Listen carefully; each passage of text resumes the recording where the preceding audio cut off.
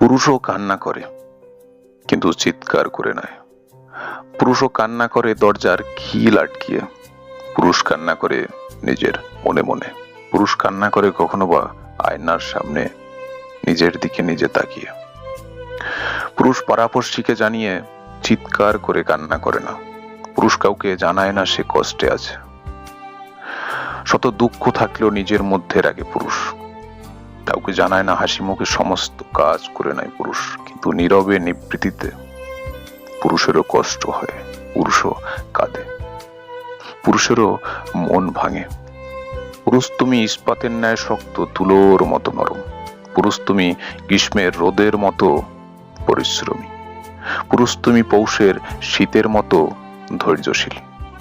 পুরুষ তুমি বর্জ্যের মতো কর্মশীল। পুরুষ তুমি নরম আইসক্রিম। পুরুষের কাঁধে থাকে পাহাড় সমান ভারী বোঝা।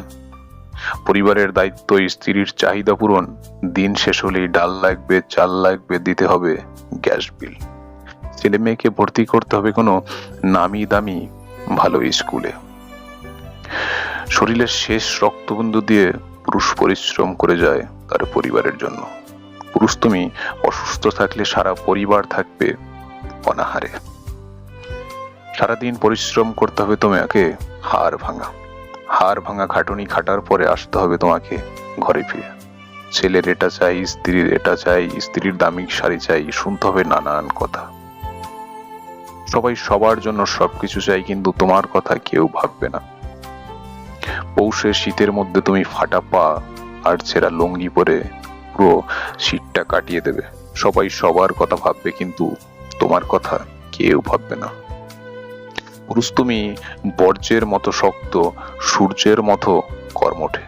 তাই তুমি পুরুষ। তুমি সবার কথা ভাবো, কিন্তু তোমার কথা কেউ ভাবে না। তাই তুমি পুরুষ, যে তোমাকে সবাই সম্মান করে। ভালো থাকবেন।